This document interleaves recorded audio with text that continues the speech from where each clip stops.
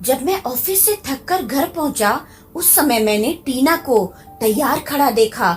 उसने लाल रंग की बहुत ही खूबसूरत ड्रेस पहनी थी। उसे देखते ही मेरी सारी थकान दूर हो गई। लेकिन जैसे ही उसने कहा कि उसे अपने मायके जाना है और वो इसलिए तैयार हुई है, तो मेरा सारा मूड ऑफ हो गया। देखो टीना, तुम कल चली जाना, मैं आज बहुत थक गया हूँ। मैंने उसे टालने की बहुत कोशिश की, लेकिन वो अपनी जिद पर ही अड़ी रही।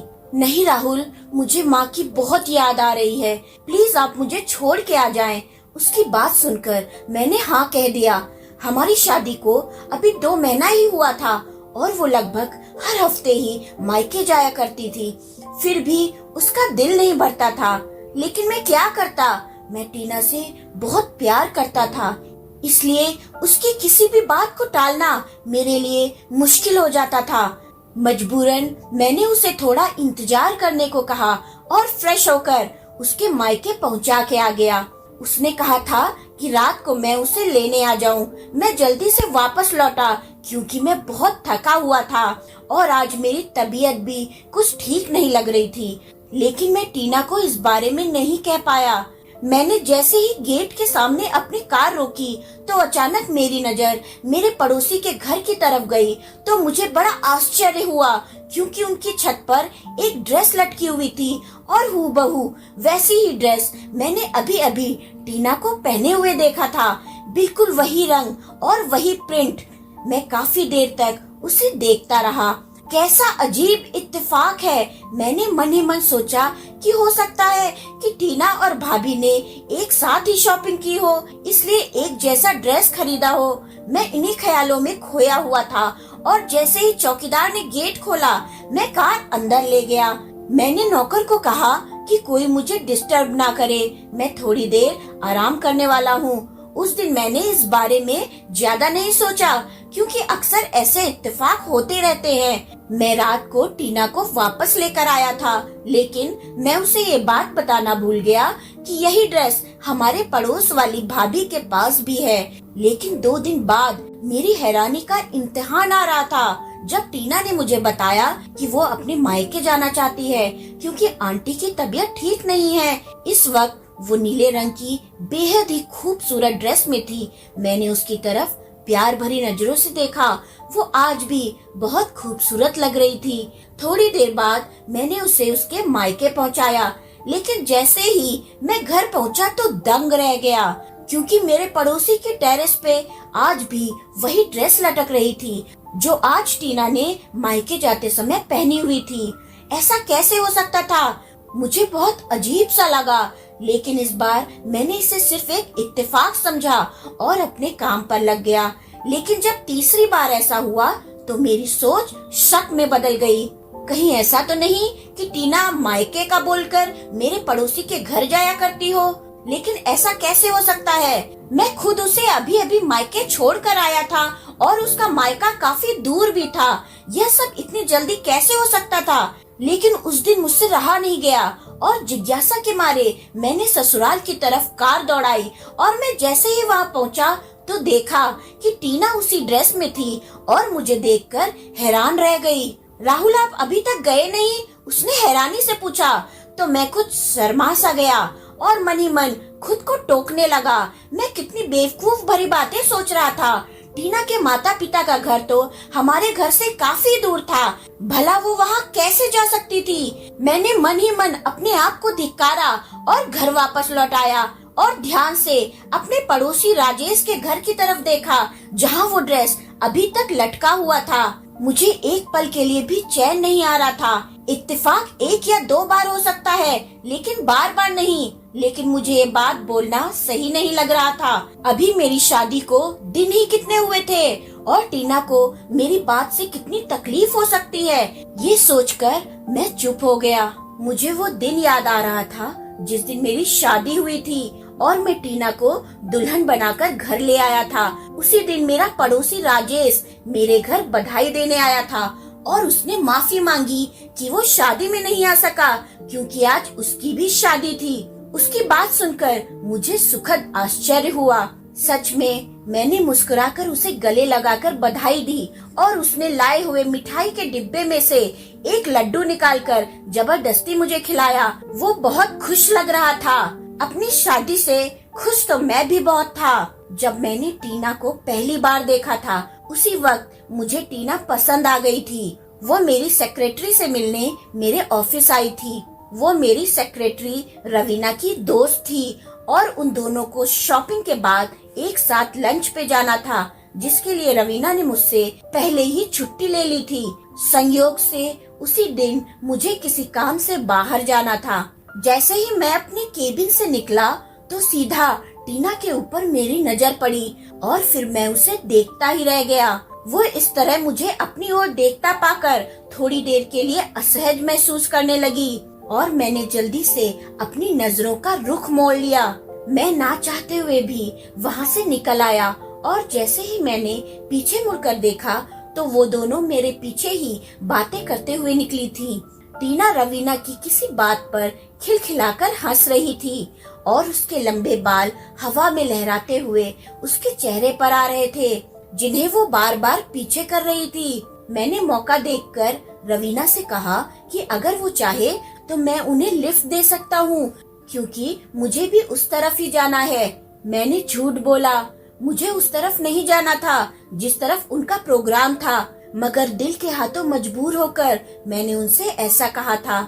मेरी बात पर रवीना बहुत खुश हुई और टीना का हाथ पकड़कर कार में बैठ गई, लेकिन टीना कुछ झिझकते हुए बैठी थी। मेरा दिल जैसे हवा में उड़ने लगा था। कार की मिरर से मैं उसे ही देखे जा रहा था और मैंने उसी दिन फैसला कर लिया था कि अपना जीवन साथी सिर्फ और सिर्फ टीना को ही बनाऊंगा। मैं टीना को इतना ज्यादा पसंद करने लगा था कि मुझे सब्र भी ना हो सका और 2 दिन बाद ही मैंने रवीना से सब कुछ कह दिया। वो मेरी बात सुनकर बहुत खुश हुई और उसने बताया कि टीना एक मिडिल क्लास फैमिली से ताल्लुक रखती है और जॉब करके अपने माता पिता की और अपने छोटे भाई बहनों की देखभाल करती है। रवीना, मुझे उसके बैकग्राउंड से कोई मतलब नहीं, बस मुझे वो पसंद है। आप मुझे बताएं कि मैं कब उनके घर जा सकता हूँ। मैंने पूछा तो उसने मुझे जल्दी बताने का वादा किया और इसी तरह कुछ दिनों के बाद मैं अपनी माँ को लेकर उनके घर चला गया, जहाँ हमारा बड़े अच्छे से स्वागत किया गया और पहली ही मुलाकात में रिश्ता मंजूर कर लिया गया। मेरी खुशी का तो कोई ठिकाना ही ना रहा था। मेरी माँ भी तैयारी में जुट गई थी, क्योंकि वो मेरे साथ नहीं रहती थी। उनका अपने घर के सिवा कहीं दिल नहीं लगता था, जबकि मैं जॉब की वजह से मुंबई में रहता था, जहाँ एक बहुत बड़ी कंपनी में मुझे एक बड़ी पोस्ट पर रखा गया था और ये बंगला, कार सब उन्हीं की तरफ से मिला था। मुझे बहुत अच्छा पैकेज दिया जाता था और बोनस वगैरह भी मिलता था और अगर कभी देश से बाहर जाना होता था तो कंपनी और ज्यादा पैसा देती थी। मैं अपनी जॉब और लाइफस्टाइल से बहुत संतुष्ट था और जब से टीना मेरी जिंदगी में आई थी तब से तो ऐसा लगता था कि कोई कमी ही नहीं थी। जिंदगी में मैं हर वक्त भगवान का शुक्रिया अदा करता था। टीना भी मेरा बहुत ख्याल रखा करती थी और वो हर तरह से एक बेहतरीन लाइफ पार्टनर साबित हुई थी। लेकिन जब से ये ड्रेस वाला सिलसिला शुरू हो गया था, मेरी तो रातों की नींद चली गई थी। अब तो मैं टीना से बात भी नहीं कर पाता था। वो जब भी मायके जाने को कहती तो मुझे बहुत गुस्सा आता था। एक दिन तो मैं चिल्ला उठा, सारा दिन माँ के घर जाने का सोचती रहती हो, तुम एक बार भी नहीं सोचती कि मैं क्या चाहता हूँ। मेरी आवाज तेज हो गई थी, जिसे सुनकर वह डर गई। क्या हुआ राहुल, मुझसे कोई गलती हुई है क्या? वो अचानक से रोने लगी और उसके खूबसूरत चेहरे पर डर के निशान थे, जैसे उसने कोई भूत देख लिया हो। मेरा दिल उसे इस तरह देखकर पिघल गया और मैंने अपने इस तरह के रवैये के लिए उससे माफी मांगी और कुछ ही देर बाद मैं उसे मायके छोड़ के आ गया। लेकिन लौटते समय वही ड्रेस मुझे राजेश के घर पर लटकता हुआ दिखाई दिया। मुझे डर लगने लगा था। हर बार मैं सच्चाई जानने के लिए वापस जाया करता। टीना और उसके घर वाले मुझे अजीब नजरों से देखा करते और मैं कोई ना कोई बहाना बनाकर उल्टे कदमों से वहाँ से वापस आ जाता। ये क्या हो रहा था मेरे साथ? मुझे कुछ समझ में ही नहीं आ रहा था। अब तो टीना भी मुझसे नाराज रहने लगी थी। मैं सारा दिन चिड़चिड़ा रहने लगा था। ऑफिस में भी लोग मेरी शिकायत करने लगे थे। अगर ये नौकरी चली जाती तो मैं कहीं का नहीं रहता, इसलिए मुझे अपने दिल और दिमाग को तरोताजा करना पड़ता। मगर जिसके दिलो दिमाग में इतना तूफान चलता हो, वो भला ठीक कैसे रह सकता था। मजबूरन मैंने बीमारी का बहाना करके 1 हफ्ते की छुट्टी ले ली। उन्हीं दिनों में मैंने नोटिस किया कि टीना कुछ परेशान और चिंतित लग रही थी। कभी कभी मुझे लगता था कि वो रात को कमरे से कहीं चली जाती थी, और जब मैं उठकर पूरे घर में उसे ढूंढता तो वो कहीं न मिलती। जैसे ही मैं कमरे में वापस आता तो बेड पर सो रही होती थी। एक रात मैंने उसे जगाया, टीना तुम कहाँ चली गई थी? तब उसने आश्चर्य से मेरी ओर देखा और बोली, राहुल आपको दिखाई नहीं देता, मैं तो सो रही थी, बल्कि बाहर से तो आप आ रहे हैं शायद। वो उल्टा मुझे शक भरी नजरों से देखने लगी थी। इस बात पर मैं चुप हो गया और कोई जवाब दिए बिना मैं अपनी जगह पर लेट गया। हो सकता है मैंने कोई सपना देखा हो। कुछ दिन के बाद से टीना उखड़ी उखड़ी सी रहने लगी थी। मैंने उससे कई बार पूछा कि क्या परेशानी है, तो अजीब सी नजरों से मुझे देखती और कहती, क्या हुआ है आपको राहुल? मुझे आपकी दिमागी हालत ठीक नहीं लगती। उसके इस तरह देखने पर मैं अपना सिर पकड़ लेता। वो ठीक ही तो कह रही थी, मैं आजकल उल्टी सीधी बातें ही तो करता रहता था। पर इस बार मैंने सोच लिया था कि इस रहस्य को सुलझाना ही पड़ेगा। और जैसे ही मैं टीना को मायके छोड़कर वापस आया तो मैंने देखा कि रोज की तरह वही बैगनी जोड़ा राजेश के घर की छत पर लटका हुआ था। कुछ सोचकर मैं अंदर गया और सीढ़ियां चढ़कर सीधा छत पर आ गया। मेरी और राजेश की छत बिल्कुल मिली हुई थी। मैंने चारों ओर देखने के बाद उसकी छत लांगी और तार पर टंगे हुए कपड़े को हाथ लगाकर देखा। वो ताजा ताजा धुले हुए थे, उनमें से पानी टपक रहा था। मैंने कमीज वाले हिस्से को बीच में से फाड़ डाला और उन कपड़ों को नफरत से देखने लगा जिन्होंने मुझे बहुत तड़पाया था। मैं जैसे आया था वैसे ही वापस चला गया और फिर से अपनी ससुराल की तरफ कार दौड़ाई। आज मुझे सच्चाई का पता लगाना था और आज दूध का दूध, पानी का पानी करना था। मैंने तेज रफ्तार से कार चलाई थी और जैसे ही मैंने टीना के घर का दरवाजा खटखटाया तो टीना ने ही दरवाजा खोला। वो मुझे देखकर हैरान नहीं हुई थी, क्योंकि मैं हमेशा ही वापस आ जाया करता था। लेकिन उसे देखकर मेरे पैरों तले से जमीन खिसक गई थी, क्योंकि उसकी कमीज का दामन बीच में से फटा हुआ था, बिल्कुल वैसे ही जैसे मैंने फाड़ा था। ये सब देखकर मुझे इतना गुस्सा आया कि मैं अपने होशो हवास खो बैठा और मैंने बिना सोचे समझे टीना के गाल पर जोर का थप्पड़ दे मारा। वो इस हमले के लिए तैयार ही नहीं थी और चकरा कर गिर पड़ी और जोर जोर से चिल्लाकर सबको बुलाने लगी। माँ, भाई, पिताजी। उसके इस तरह के चिल्लाने पर सब के सब इकट्ठे हो गए थे और मुझे कुछ दिखाई नहीं दे रहा था। मैंने उसका हाथ पकड़कर खींच लिया। चलो मेरे साथ। मैं भी चिल्लाया, क्या हुआ बेटा, आप ऐसा क्यों कर रहे हो? मेरे सास ससुर हैरान परेशान होकर बीच में आ गए और पूछने लगे, आप ये सब अपनी बेटी से क्यों नहीं पूछते? किसको बेवकूफ बना रही है ये? मैं टीना की तरफ इशारा करके उनको बताने लगा। मगर बेटा, इसने किया क्या है? मेरे ससुर ने मेरा हाथ पकड़कर नरमी से पूछा। अंकल, इससे पूछें कि इसकी कमीज कैसे फटी है। मैंने अपनी सास को नियंत्रित करते हुए बड़ी मुश्किल से कहा। मेरी बातों से वो सब चौंक कर एक दूसरे को देख रहे थे। बेटा, इसकी कमीज तो अभी अभी गेट से अंदर आते हुए दरवाजे पर लगी कील में फंसकर फटी है। वो सब एक ही बात बोल रहे थे और टीना अभी तक जमीन पर बैठी हुई आंसू बहाए जा रही थी। ये नहीं हो सकता, आप सब इसके साथ मिले हुए हैं, इसके झूठ में इसका साथ दे रहे हैं। मैं अब अपने दिमाग से बाहर हो चुका था और टीना को जबरदस्ती वहाँ से ले आया। उसके माता पिता गिड़गिड़ाने लगे, लेकिन मुझे कुछ सुनाई नहीं दे रहा था। टीना पूरे रास्ते रो रही थी, लेकिन मुझे अब उस पर जरा सी भी दया नहीं आ रही थी। घर पहुंचकर मैं उस पर चिल्लाया और बोला, बताओ क्या चक्कर है तुम्हारा राजेश के साथ? ये क्या कह रहे हो राहुल? वो चीखी, लेकिन मुझे उसकी कोई परवाह न थी। मेरी बात सुनकर उसके चेहरे का रंग उड़ चुका था। ये क्या पागलपन है? आप इतना गलत कैसे सोच सकते हो? वो चिल्लाई, लेकिन मुझे अब उसकी कोई परवाह नहीं थी। मेरा गुस्से से बुरा हाल था। मैंने उससे कहा, अगर वो सच बता देगी तो मैं उससे कुछ नहीं कहूँगा, बस वो एक बार अपनी बात मान ले। और तभी अचानक मैंने देखा कि पुलिस वहाँ पहुँच गई थी। उनमें से एक महिला कांस्टेबल ने आते ही टीना को मेरे हाथों से छुड़ाया और उसे सोफे पर बैठा दिया। उसका बयान लेने लगी, जबकि मुझे हथकड़ी पहना दी गई थी। ये सब क्या है? मैं चिल्लाया। ये तो बेटा आपको थाने चलकर पता चल जाएगा।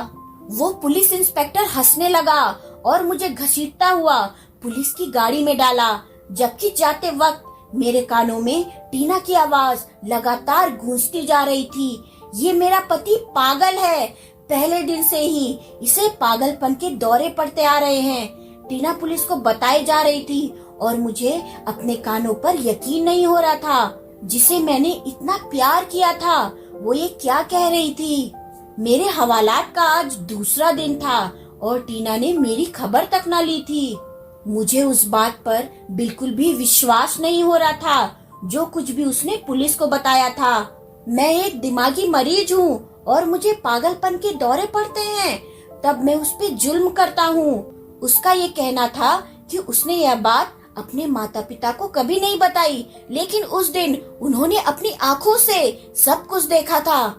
लेकिन सबसे चौंकाने वाली बात ये थी कि उस रात पुलिस को राजेश ने कॉल किया था, जो मेरा पड़ोसी था और जिसकी वजह से ये सारा सिलसिला शुरू हुआ था। मुझ पर आश्चर्य के वार पर वार हो रहे थे। ये सब क्या था? मुझे कुछ समझ नहीं आ रहा था। टीना ने मेरे खिलाफ केस फाइल किया था और न जाने क्या क्या आरोप लगाए थे मुझ पर। मेरे माता पिता बहुत कोशिश कर रहे थे, लेकिन मेरी जमानत नहीं हो पा रही थी। मामले के अनुसार मेरा मेडिकल चेकअप होना था और रिपोर्ट आने के बाद ही मेरी जमानत हो सकती थी। और 3 दिन बाद जब मनोचिकित्सक ने मुझसे सवाल पूछे तो मैंने उसको सारा किस्सा सुना दिया, जिसे सुनकर वो भी मुझे ऐसी नजरों से देखने लगे जैसे मैं कोई पागल हूँ। और उनके इस तरह देखने पर मुझे अचानक गुस्सा आ गया। आपको क्या लगता है मैं पागल हूँ? मैंने गुस्से में आकर पूछा तो वो मुझे समझाने लगे। देखिए राहुल जी, आप जो किस्सा बता रहे हैं वो नामुमकिन सी बात है। इत्तेफाक 1 या 2 बार हो सकता है, लेकिन बार बार नहीं। वो आराम से कह रहा था, बल्कि मेरी सांसें बढ़ने लगी थी। डॉक्टर साहब, यही तो मैं समझा रहा हूँ, वो इत्तेफाक नहीं था। मैं अब अपने आप पर काबू नहीं रख पा रहा था और डॉक्टर ने मेरी हाँ में हाँ मिलाकर मुझे खामोश कर दिया था, जबकि अपनी रिपोर्ट में उन्होंने मुझे एक मानसिक रोगी लिख दिया था, जिसके परिणाम स्वरूप जज ने मुझे 2 महीने के लिए मेंटल हॉस्पिटल में भेज दिया।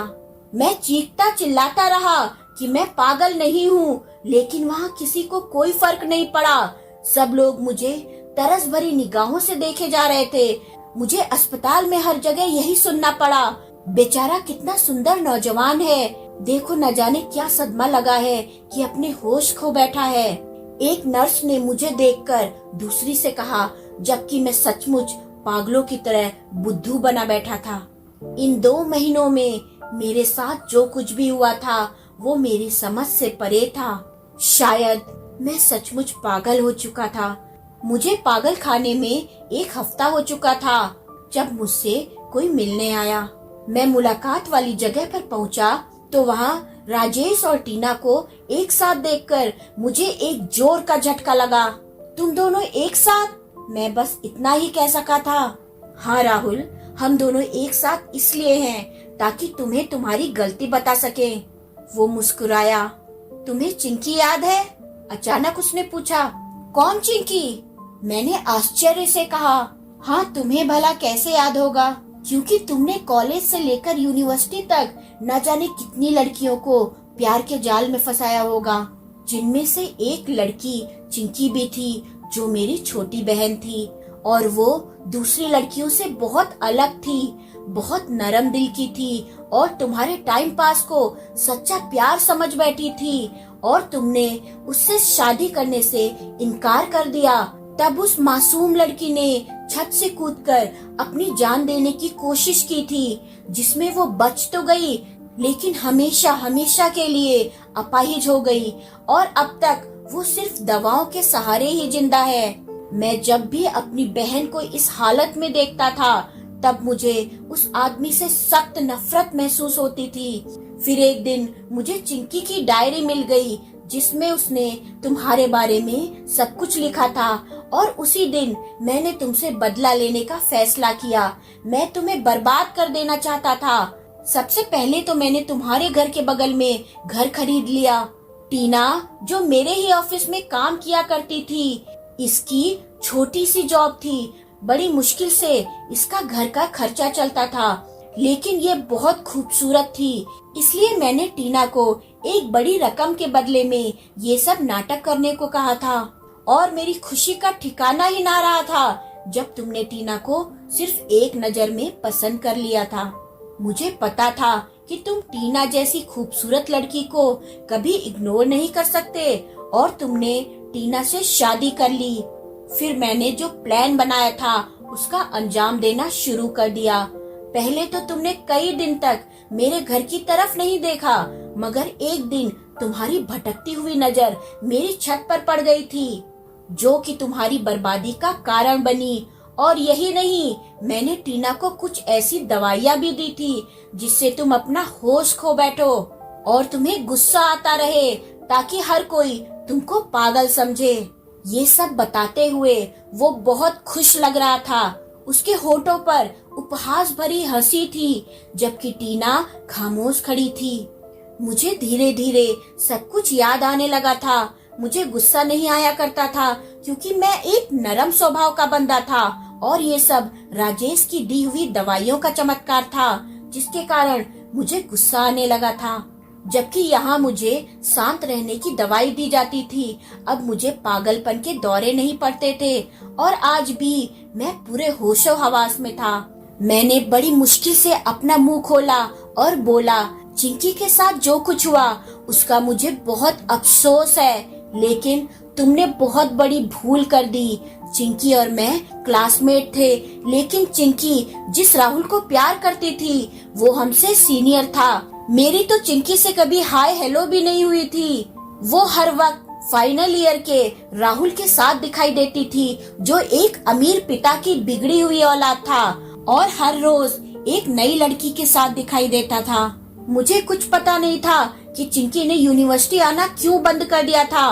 मुझे बस अपनी पढ़ाई से मतलब था और जब तुमने चिंकी की डायरी में राहुल नाम लिखा देखा, तब बदकिस्मती से उसके क्लास में जो राहुल था वो मैं था। तुमने बस उसके क्लास में देख के मुझे समझ लिया कि मैं ही वो राहुल हूँ और आ गए मेरी जिंदगी बर्बाद करने। कम से कम एक बार किसी से पूछ तो लेते कि चिंकी के साथ कौन होता था। सदमे और दर्द से मेरा बुरा हाल था। मुझे उस गुनाह की सजा मिली थी जो मैंने किया ही नहीं था। मेरी कहानी सुनकर राजेश और चिंकी सदमे में आ चुके थे। उन दोनों के चेहरे देखने लायक थे, जबकि मैं संतुष्ट था कि मैंने कोई गुनाह नहीं किया था। उस दिन तो वो दोनों चले गए और 2 दिन बाद ही मुझे छोड़ दिया गया। राजेश और टीना ने अपना गुनाह कबूल कर लिया था। जब मुझे पता चला तो मैंने जल्दी से अपने वकील से बात की और उन दोनों को माफ कर दिया। मैं जानता था उन्होंने अपराध किया था, लेकिन टीना ने गरीबी से तंग आकर ये ऑफर कबूल किया था। वो अपने बीमार पिता की दवाइयाँ और घर का खर्चा पूरा नहीं कर पा रही थी और राजेश ने बदले की आग में ये सब किया था। मैं अपने घर वापस लौट चुका था, लेकिन मैं चौंक गया जब वहाँ मैंने टीना को मेरा इंतजार करते हुए पाया। टीना, तुम यहाँ? हाँ राहुल, मैं आपकी गुनहगार हूँ, मुझे माफ कर दो। और अगर तुम्हारे दिल में मेरे लिए थोड़ी सी भी जगह है तो मुझे अपने जीवन से मत निकाल देना। राहुल, आप जैसा इंसान आज तक मैंने अपनी जिंदगी में कभी नहीं देखा। मैं आपको बिल्कुल खोना नहीं चाहती। उसी वक्त वो मेरे कदमों में गिर गई थी। उसका पूरा शरीर कांप रहा था। मैं उससे नफरत करने की लाख कोशिश करता, लेकिन ये दिल उसके एक आंसू से ही पिघल चुका था। मैं अब भी उससे प्यार करता था। मैंने उसे उठाया और उसके आंसू पोंछे। टीना, अगर तुम वाकई अपने किए पर शर्मिंदा हो तो मैं तुम्हें माफ करता हूँ, मगर ये याद रखना कि मैं भी एक इंसान हूँ, शायद बार बार माफ ना कर सकूं। मेरी बातों पर वो फूट फूट कर रोने लगी और मैंने दिल में ये सोचा कि ये पछतावे के आंसू हैं। इसका मतलब है कि टीना को सच में मुझसे प्यार है। मैंने भगवान का शुक्रिया अदा किया जिसने मुझे मेरा मान और सम्मान वापस दिलाया था, वरना एक गलत फहमी के आधार पर मेरी पूरी जिंदगी तबाह होने जा रही थी। इसलिए कहा जाता है कि कोई भी कार्य सोच समझ कर करना चाहिए।